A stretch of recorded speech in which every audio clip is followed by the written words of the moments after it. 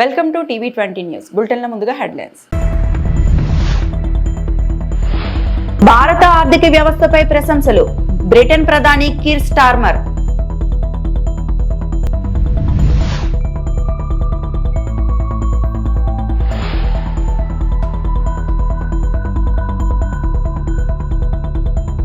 ఉప్పాడ మత్స్యకారులతో సమావేశమైన deputy CM Pawan.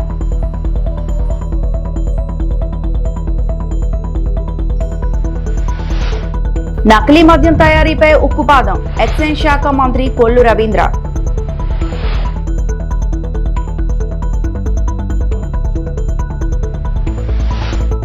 Britain ప్రధాని Keir Starmer భారత ఆర్థిక వ్యవస్థపై ప్రశంసలు గుప్పించారు. 2028 నాటికి భారత్ ప్రపంచంలోనే మూడో అతిపెద్ద ఆర్థిక వ్యవస్థగా ఆవిర్భవిస్తుందని ఆశాభావం వ్యక్తం చేశారు ఆయన. UK-India comprehensive economic and trade agreement in July, a breakthrough moment, years in the making, slashing tariffs, increasing access to each other's markets to drive growth and create jobs for our people and making life better in both of our nations. And beyond the words on the page of the agreement is the spirit and the confidence that that has given to our two great countries to work even more closely together, something which we've seen evidence during the course of this visit here over the last 2 days. It is significant that we're meeting here in Mumbai as India's economic and financial capital because India's growth story is remarkable.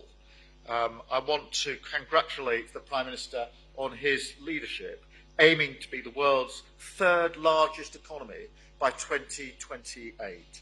And your vision of Viksit Bharat is to completely develop the country by 2047.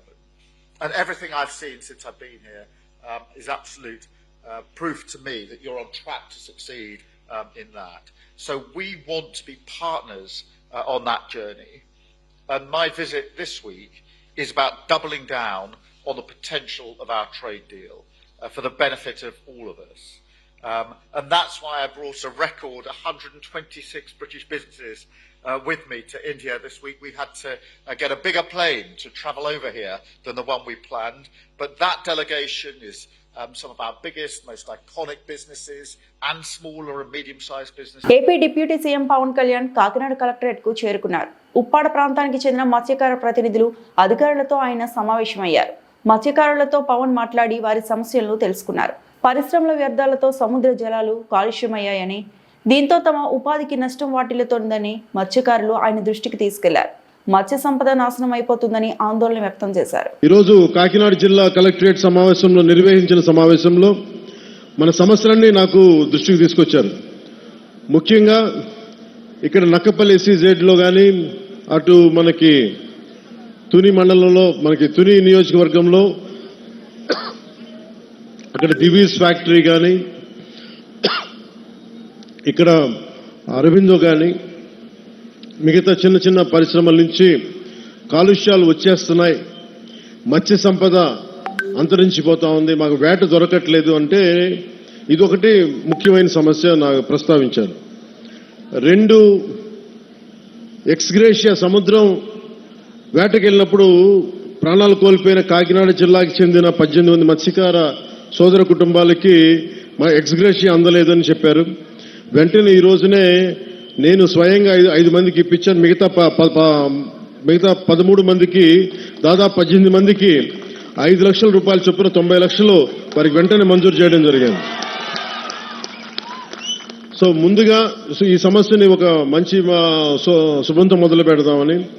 ఒకటి, pollution, మన చేపలు మత్స్య సంపద కొంచెం దెబ్బతింటా ఉందని అదొక దృష్టికి పట్టుకొచ్చారు. 2, మన అమీనాబాద్ హార్బర్లో ఈ డిజైన్ లోపం కారణంగా మనకి రాళ్లను తాకి దెబ్బలు, మనకి పడవలు దెబ్బతింటా ఉన్నాయి, వాటికి వలలకి చిక్కుకుపోయి ఇబ్బంది అయిపోతా ఉంది. అదొక 2వ సమస్య చెప్పారు. అలాగే 3వది, ఉప్పాడ సీ ప్రొటెక్షన్ వాల్ గురించి మాకు ఇంత జరుగుతూ ఉంది, దీనికి మీరు ఏం చేయబోతున్నారు అనేది. ఇంకొకటి, ఇక్కడ మనకి మత్స్య సంపద దొరకనప్పుడు మేము అంతర్వేదిక కానీ, మచిలీపట్నం కానీ, మిగతాటి నిజాంపట్నం వైపు వెళ్తా ఉంటే మాకున్న సమస్యలు, అక్కడ స్థానికంగా ఉండే మత్స్యకారుల సంఘాలతో మాకు గొడవలు వస్తున్నాయి. దీని మీద ఏం చేస్తారనేది ముఖ్యంగా ఈ 3 సమస్యల మీద ప్రస్తావించడం జరిగింది. ఉప్పాడ రక్షణ గోడ, ఉప్పాడ సీ ప్రొటెక్షన్ వల్ల లాస్ట్ టైం మనం ఇక్కడికే వచ్చాం. అలాగే మనకి సెంట్రల్ నుంచి కోస్టల్ రెగ్యులేటరీ జోన్ అథారిటీ వాళ్ళని పిలిపించాం. సో పిలిపించినప్పుడు మనం పంపించిన ప్రతిపాదన 323 కోట్లతోటి రక్షణ గోడ నిర్మాణానికి కేంద్ర ప్రభుత్వం సానుకూలంగా ఉంది. నకిలీ మద్యం తయారీ విషయంలో ప్రభుత్వం చాలా సీరియస్ గా ఉందని ఎక్సైజ్ శాఖ మంత్రి కొల్లు రవీంద్ర తెలిపారు. ఈ వ్యవహారంలో తెనాలికి చెందిన కొడాలి శ్రీనివాసరావు, తంబలపల్లికి చెందిన జయచంద్రారెడ్డికి సంబంధం ఉన్నట్లు గుర్తించామన్నారు. ఎన్టీఆర్ ఇబ్రహీం పట్టణానికి చెందిన జనార్దన్ అనే వ్యక్తి షాపులపైన తనిఖీలు చేసినట్లు వివరించారు. నిర్లక్ష్యం వహించిన అధికారులపై వెంటనే చర్యలు తీసుకున్నట్లు చెప్పారు. అన్నమయ్య జిల్లా మొలకల చెరువు మండలంలో ఈ నెల 3వ తారీఖున డిపార్ట్మెంట్ జరిపినటువంటి ఇన్వెస్టిగేషన్లో అక్కడ వచ్చినటువంటి ఒక రిపోర్ట్ ప్రకారం అక్కడికి వెళ్ళి, అంటే ఇది రొటీన్గా రాష్ట్రం అంతా కూడా ఎన్ఫోర్స్మెంట్ విభాగం ఉంది. ఈ ఎన్ఫోర్స్మెంట్ విభాగంలో ఎక్కడ కంప్లైంట్స్ వచ్చినా ఇమ్మీడియట్గా స్పందించి అక్కడికి వెళ్ళి రైడ్స్ చేయడం జరుగుతుంది. అందులో భాగంగానే అన్నమయ్య జిల్లా మొలకల చెరువులో అక్కడ ఒక స్పూరియస్ లిక్కర్ తయారవుతుందని చెప్పి ఇన్ఫర్మేషన్ లేబుల్స్ కానీ తర్వాత విచారణ చేసి దీంట్లో ఎవరైతే అద్దెపల్లి జనార్దన్ రావు, కృష్ణా జిల్లా ఎన్టీఆర్ జిల్లా ఇబ్రహీంపట్నం గ్రామానికి సంబంధించినటువంటి వ్యక్తి ఇతను కనుసన్నలోనే ఇదంతా జరిగిందనేది విచారణలో తెలిసింది. ఆ షాప్ కూడా కొడాలి శ్రీనివాసరావు అనే అతని పేరు మీద వాళ్ళు లీజ్ తీసుకున్నట్లుగా, కట్టా రాజు అనే అతను అక్కడ డైలీ ఫైనాన్షియల్ కానీ అన్నీ కూడా చూస్తూ అక్కడ కొంత డైరీ కూడా మెయింటైన్ చేయడం కదా, అవన్నీ కూడా మన వాళ్ళు తీసుకోవడం జరిగింది. ఇందులో జయచంద్రారెడ్డి తెలుగుదేశం పార్టీకి సంబంధించి ఉన్నాడని చెప్పి తెలిసిన ఇమీడియట్గా సస్పెండ్ చేయడం జరిగింది. పార్టీ నుంచి సస్పెండ్ చేశాం. ఇంకా ఎవరన్నా ఉన్నా సరే, డిపార్ట్మెంట్ నిర్లక్ష్యం ఉన్నా సరే, ఎందుకంటే అధికారులు కూడా ఎప్పటికప్పుడు నిఘా పెట్టాల్సినటువంటి అవసరం ఉంది. కింద ఏం జరుగుతుందనేది ఇంటెలిజెన్స్ చేయాల్సినటువంటి అవసరం ఉంది. కాబట్టి సంబంధిత ఎస్హెచ్ఓని కూడా సస్పెండ్ చేయడం జరిగింది. ఇదే కాదు, ఇంకా ఎవరైనా ఉన్నా సరే, అధికారులు ఎవరైనా నిర్లక్ష్యం వహించినా సరే ఎటువంటి పరిస్థితుల్లో ఒక టాలరేట్ చేసే సమస్య లేదు. జగన్మోహన్ రెడ్డి గారు మీరు చెప్తున్నారు కాబట్టి రండి, ఎక్కడుందో చెప్పండి. ఎన్ఫోర్స్మెంట్ విభాగం సిద్ధంగా ఉంది, ప్రభుత్వం సిద్ధంగా ఉంది. ఇలాంటిది ఎక్కడున్నా సరే యాక్షన్స్ తీసుకోవడానికి సిద్ధంగా ఉంది. ప్రూవ్ చేయకపోతే ఖచ్చితంగా దీని మీద విచారణకి ఎదుర్కోవడానికి మీరు సిద్ధంగా ఉన్నారని చెప్పి నేను అడుగుతా ఉన్నా. సిటీ బస్సులో పెంచిన ఛార్జీలను వెంటనే తగ్గించాలని డిమాండ్ చేస్తూ చలో బస్ భవన్ కార్యక్రమాన్ని బీఆర్ఎస్ చేపట్టింది. తీవ్ర నిర్బంధాల నడుమ BRS working president KTR, Siddipet MLA Harish Rao, మాజీ మంత్రులు తలసాని శ్రీనివాస్, సబితా ఇంద్రారెడ్డి, పద్మారావు, ఎమ్మెల్సీలు దేశపతి శ్రీనివాస్, వాణిదేవి, బీఆర్ఎస్ ఎమ్మెల్యేలు సుధీర్ రెడ్డి, ముఠా గోపాల్, కాలేరు వెంకటేష్, లక్ష్మారెడ్డి, పార్టీ నేతలు నగరంలోని వివిధ ప్రాంతాల నుండి ఆర్టీసీ బస్సుల్లో ప్రయాణించి బస్ భవన్కు చేరుకున్నారు. అనంతరం టీజీఎస్ ఆర్టీసీ ఎండీ నాగిరెడ్డితో కేటీఆర్, హరీష్, సబిత, తలసాని శ్రీనివాస్ యాదవ్, పద్మారావు భేటీ అయ్యారు. గ్రేటర్ పరిధిలో పెంచిన ఆర్టీసీ ఛార్జీలను వెంటనే వెనక్కి తీసుకోవాలని డిమాండ్ చేశారు. ఈ మేరకు బీఆర్ఎస్ తరపున లేఖ అందజేశారు. ప్రభుత్వ బకాయిల వివరాలు అడిగి తెలుసుకున్నారు. కానీ మహిళలకు కూడా ఇవాళ బస్సులో సీట్లు దొరకని పరిస్థితి, మహిళలకు కూడా ఇవాళ ఇబ్బందులు ఎదురవుతా ఉన్నాయి. బస్సుల సంఖ్య పెంచండి, అట్లాగే ఏసీ బస్సులకు కూడా ఫ్రీ బస్సును అమలు చేయండి. మేము కాదనట్లేదు, మేము స్వాగతిస్తున్నాం. కానీ మహిళకు ఫ్రీ అని చెప్పి పురుషుడికి డబుల్ ఛార్జ్ చేసి పిల్లల బస్ పాస్ల ధరలు పెంచితే మరి కుటుంబం మీద భారం పడుతుందా పడదా ఇది ప్రభుత్వం చెప్పాలా. బీఆర్ఎస్ ప్రభుత్వం ఉన్నప్పుడు నెలకు 120 కోట్ల మరి గ్రాంట్ ఆర్టీసీకి ఇచ్చి, ఈ సంవత్సరానికి 11500 కోట్ల గ్రాంట్ ఇచ్చి ఆర్టీసీని కాపాడుకునే ప్రయత్నం చేసినాం. మీరు ఇవాళ 2 పనులు చేస్తున్నారు. ఒకటి, ఎవరైతే పబ్లిక్ ట్రాన్స్పోర్ట్ ని, ప్రజా రవాణాను వాడే పేదలు ఉన్నారో, మధ్యతరగతి ప్రజలు ఉన్నారో వాళ్ళని నడ్డి విడిచే ప్రయత్నం చేస్తున్నారు. అట్లాగే మరొక వైపు ఆర్టీసీని ప్రైవేటీకరించే ప్రయత్నం చేస్తా ఉన్నారు. కార్గో సర్వీసులు గతంలో 100 కోట్లు ఆర్జించేది సంవత్సరానికి ఆర్టీసీ కార్గో, కేసీఆర్ గారు ప్రారంభించారు కార్గో సేవలను. మరి మీ ప్రభుత్వం ఇవాళ ప్రైవేట్ వాళ్ళకు అప్పచెప్పి నెలకు 3 కోట్లకే అంటే సంవత్సరానికి 36 కోట్లకే మరి కార్గో సేవలను కూడా ప్రైవేట్ పరం చేసింది. అట్లాగే ఆర్టీసీని కూడా ప్రైవేట్ పరం చేయాలనే ఆలోచన కనబడతా ఉన్నది. ఒక కుక్కను చంపే ముందు పిచ్చి కుక్కను ఎట్లయితే ముద్రేస్తారో ఆర్టీసీ నష్టాల్లో ఉన్నది అని చెప్పి ఇవాళ ఆర్టీసీని ప్రైవేటీకరించే ప్రయత్నం ఏదైతే రాష్ట్ర ప్రభుత్వం చేస్తున్నదో తప్పకుండా దీన్ని బీఆర్ఎస్ పార్టీ తరఫున నిరసిస్తున్నాము. తప్పకుండా ఈ పెంచిన ఛార్జీలను వెంటనే తగ్గించాలని డిమాండ్ చేస్తున్నాము. నెలకు ఆర్టీసీ కనుక కష్టాల్లో ఉంటే తప్పకుండా ప్రభుత్వమే ఆ నష్టాలు భరాయించాలి. ప్రపంచవ్యాప్తంగా ప్రజా రవాణా ఎక్కడ చూసినా నష్టాల్లోనే నడుస్తుంది. లాభాల్లో ఉన్నది చాలా తక్కువ చోట్ల. నష్టాల్లో ఉన్నప్పటికీ ప్రజా రవాణా అనేది ప్రభుత్వం యొక్క బాధ్యత. ఆ బాధ్యత ప్రభుత్వం తీసుకొని నెలకు అవసరమైతే 500 కోట్ల 600 కోట్ల గ్రాంట్ ఇచ్చి మరి ప్రజా రవాణాను ప్రజల మీద భారం వేయకుండా నడపాలన్నదే మా ప్రధానమైన డిమాండ్. అట్లాగే ఆర్టీసీ ఉద్యోగులకు ఇచ్చిన ప్రతి మాటను ప్రభుత్వం నిలబెట్టుకోవాలి. ఉద్యోగులుగా వాళ్ళని ఆల్రెడీ మేము గుర్తించాము. ప్రభుత్వ ఉద్యోగులుగా మీరు ఇచ్చిన మాట అపాయింటెడ్ డే కానీ అట్లాగే యూనియన్ల గుర్తింపు కానీ ఇతర అంశాలు కూడా తప్పకుండా ప్రభుత్వం స్పందించి వెంటనే మాట నిలుపుకోవాలని డిమాండ్ చేస్తూ పెంచిన గ్రూప్ 1 విషయంలో ప్రభుత్వంపై ఒత్తిడి పెంచేందుకు చాలా కార్యక్రమాలు చేయనున్నట్లు ఎమ్మెల్సీ కవిత తెలిపారు. 15వ తారీఖున డివిజన్ బెంచ్ తీర్పుపై విద్యార్థుల భవిష్యత్ ఆధారపడి ఉందన్నారు. గ్రూప్ 1 నియామకాలపై సోమాజిగూడ ప్రెస్ క్లబ్ లో రౌండ్ టేబుల్ సమావేశంలో అనంతరం మీడియాతో మాట్లాడారు. అందుకే 15 వరకు కార్యక్రమాలు తీసుకుందామని నిర్ణయించినట్లు చెప్పారు. నిన్న విద్యార్థి అమరవీరులకు నివాళులు అర్పించి వారి సాక్షిగా పోరాటం ప్రారంభించామని స్పష్టం చేశారు. ప్రభుత్వం చేసిన తప్పులను ఎత్తి చూపేందుకే రౌండ్ టేబుల్ సమావేశం ఏర్పాటు చేశామన్నారు. గ్రూప్ 1 విషయంలో నోటిఫికేషన్ నాటి నుంచి రిజల్ట్స్ వరకు అడుగడుగున ఏ తప్పులు జరిగాయన్నారు. ఆ తప్పులను తాను మండలిలో కూడా ఎత్తి చూపినట్లు తెలిపారు. అయినప్పటికీ ప్రభుత్వం నిర్లక్ష్యంగా వ్యవహరిస్తోంది. ఈ తప్పులను ఎండగట్టాల్సిన అవసరం ఉందని సూచించారు. ఒక పక్క బాధ అవుతున్నప్పటికీ ఆ బాధను దిగమింగుకొని ఖచ్చితంగా కొట్లాడాల్సినటువంటి అవసరం అయితే ఉన్నది. అందులో వేరే సెకండ్ థాట్ లేదు. అశోక్ అన్న గారు చెప్పిన మీరు మాతో ఉండాలి ముందు నుండి మీతోనే ఉన్నాం. సమయం సందర్భం చూస్తున్నాం.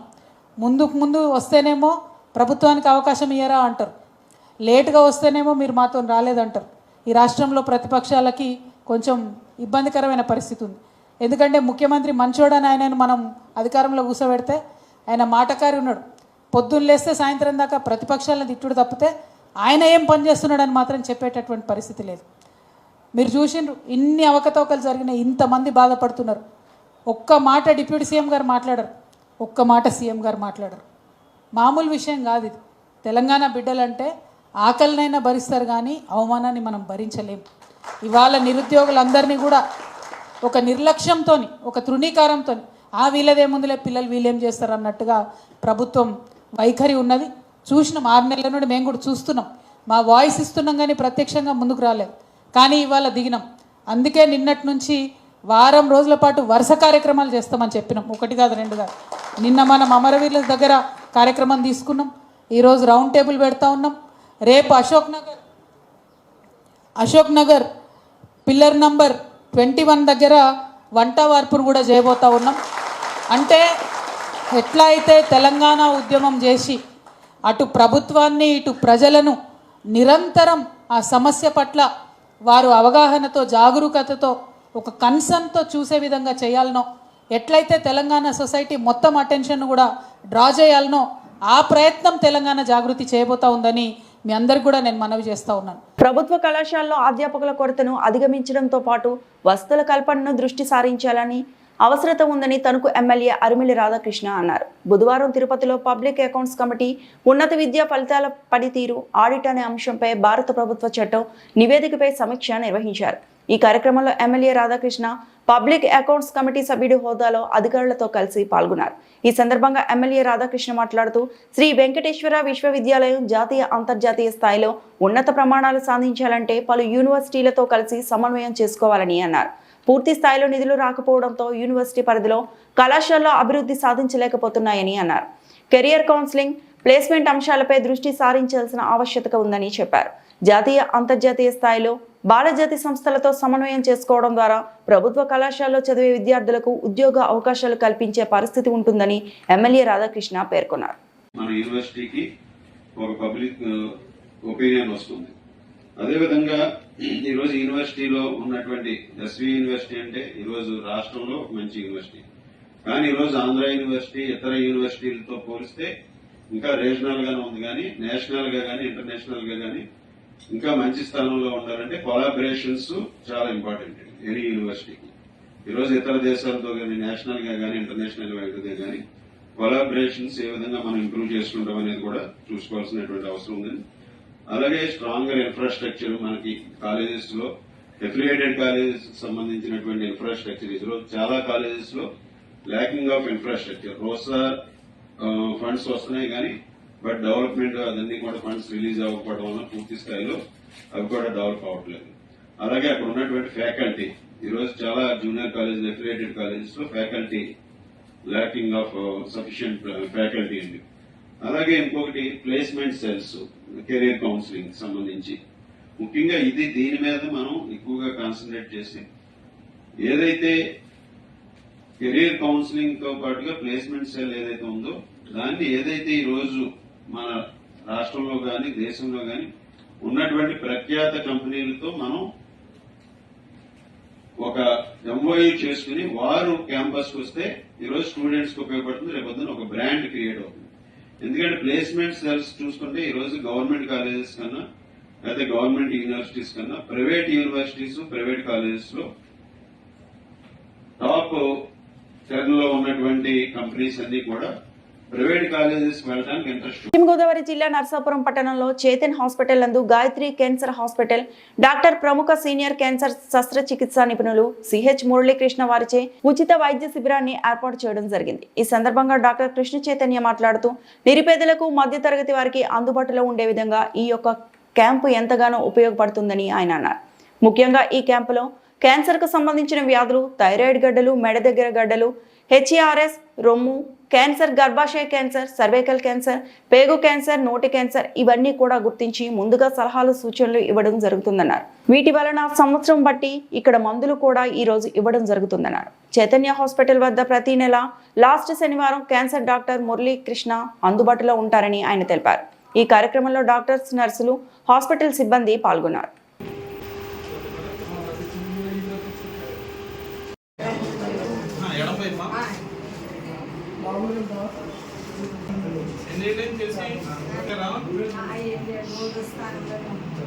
ఓన్లీ ఆపరేషన్ చేశారు,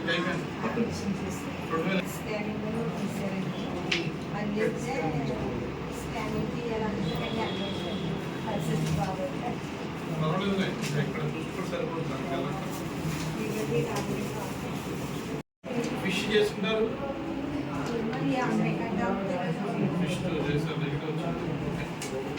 నేను మీ డాక్టర్ చైతన్య.